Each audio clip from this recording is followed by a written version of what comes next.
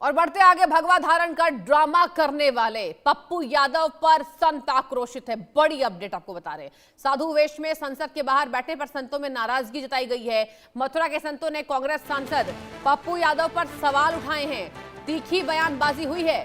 साधु संतों को अपमानित करने, भगवा का दुरुपयोग किया जाने का आरोप लगाया गया है। दर्शकों, लोकसभा सदस्यता रद्द करने की मांग तेज हुई है। अब संत समाज ने पप्पू यादव को जोरदार तरीके से घेरा है और कहा है कि उनकी लोकसभा की जो सदस्यता है वो रद्द होनी चाहिए।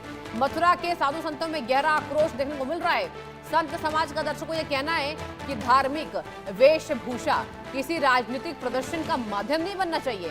संतों ने आरोप लगाया कि साधु वेश धारण कर संसद परिसर के बाहर बैठना संत परंपरा और सनातन संस्कृति का अपमान है।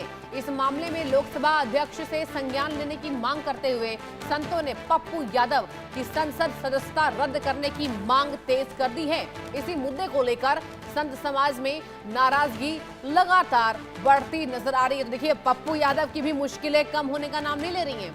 पप्पू यादव अब सवालों के घेरे में हैं और इंडिया न्यूज के संवाददाता रितेश मिश्रा ने भी जब उनसे सवाल किए, उन्होंने साफ कहा कि क्या इस देश में स्वतंत्रता नहीं है?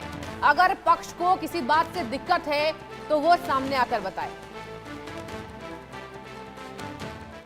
पप्पू यादव के द्वारा जो संसद भवन के बाहर गेरुआ वस्त्र पहनकर भीख मांगने का जो वीडियो सामने आया, उसके बाद संतों में काफी नाराजगी है। लगातार संत पप्पू यादव का विरोध करते हुए नजर आ रहे हैं। उन्होंने मांग की कि पप्पू यादव की संसदीय जो सदस्यता है वो खत्म की जानी चाहिए। मेरे साथ चित्रगुप्त पीठ के पीठाधीश्वर स्वामी सच्चिदानंद महाराज जी हैं। महाराज जी, जिस तरीके से गेरुआ वस्त्र पहन करके सांसद के द्वारा भीख मांगने का जो कृत्य किया है, क्या कहेंगे इसको लेकर? देखिए, बड़ा ही कल का जो दिन है वो पूरे देश के लिए बहुत ही शर्मसार करने वाला दिन हुआ है।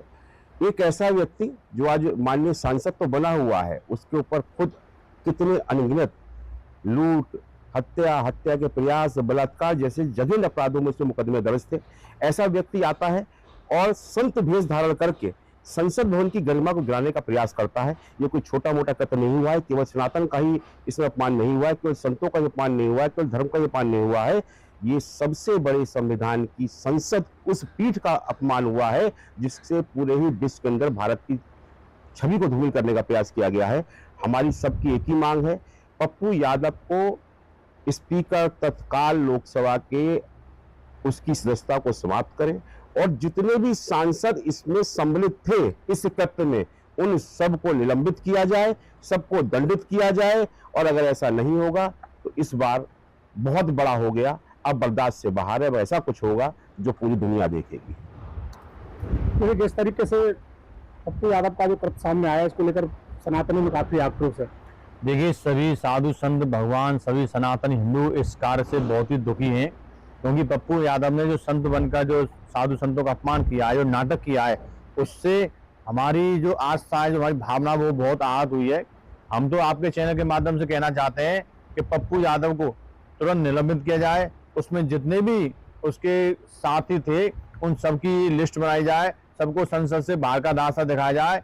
और यदि जब तक पप्पू यादव को निलंबित नहीं किया जाएगा, हम भूख हड़ताल करेंगे, हम अनशन करेंगे, क्योंकि इन्होंने हमारे देश की जो गरिमा को खंडित किया है। हमारे संपूर्ण विश्व में भारतीय संसद की एक अलग पहचान थी, उस पहचान को मिटाने का जो प्रयास किया है, इसमें एक अंतर्राष्ट्रीय षड्यंत्र भी है।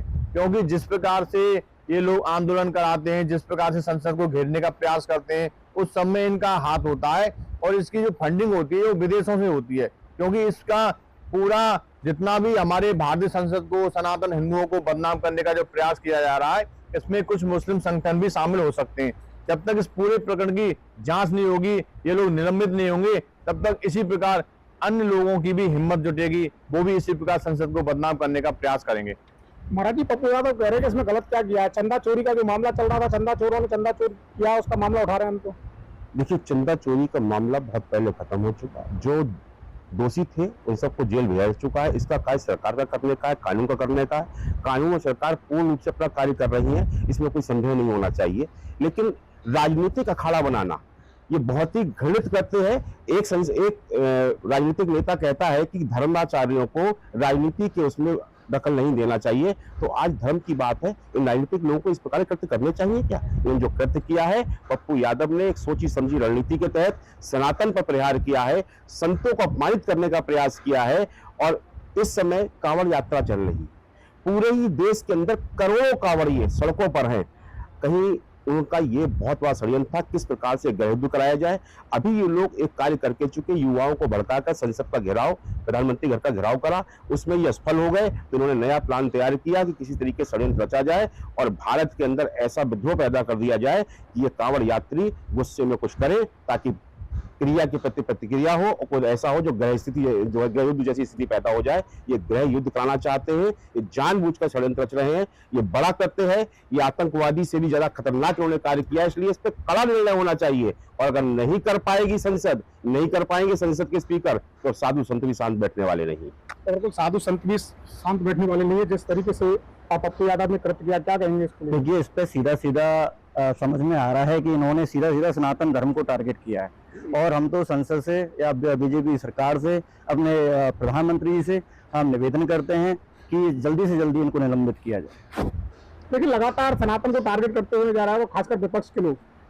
हाँ जी, विपक्ष के लोग ये जो हमेशा सनातन को टारगेट करके बदनाम करना चाहते हैं, जबकि सनातन अनादि है, अनंत है, उसको कोई बदनाम नहीं कर सकता है।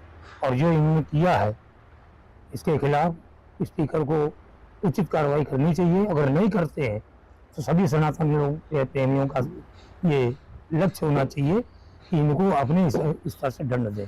तो बिल्कुल, आप सुन रहे थे तमाम साधु संत सनातनी हिंदुओं को, साधु संगठन जो है वो यहाँ एकत्रित हुए। उनका साफ तौर से कहना है कि जिस तरीके से पप्पू यादव के द्वारा संसद में जो कृत्य किया गया, ये सहन करने योग्य नहीं है। उनके खिलाफ स्पीकर को एक्शन लेना चाहिए। अगर स्पीकर कोई एक्शन नहीं लेते हैं तो साधु संत सड़कों पर उतरकर विरोध प्रदर्शन करने के लिए बाध्य होंगे। Veer Narayan Sharma, India news, Mathura. तो देखिए, आपने देखा कि मेरे संवाददाता ने तमाम संत समाज के लोगों से बातचीत की जो कृत्य हुआ संसद के बाहर। अब साफ तौर पर यह नाराजगी है कि हमेशा ही कांग्रेस सनातन विरोधी रही है, ये संत समाज ने कहा। देखिए, और संत समाज ने कहा कि हम कठोर निंदा इसकी करते हैं, राहुल गांधी के ऊपर आरोप लगने चाहिए और हम ये तय करते हैं कि कांग्रेस पार्टी सनातन विरोधी है। एक इन्हें मौका मिला है और ये तमाम यहाँ पर पूरी दुनिया के सामने सनातन को उछाल रहे हैं, अपमान कर रहे हैं। अब दर्शकों को बार बार ये तस्वीर हम दिखा रहे हैं, संसद के बाहर पप्पू यादव, राहुल गांधी, अवधेश प्रसाद, ये तमाम जो नाटक नौटंकी की गई, अब इस पर इन तमाम तीनों नेताओं की मुश्किलें बढ़ती नजर आ रही हैं कि आखिर भगवा का दुरुपयोग क्यों किया गया।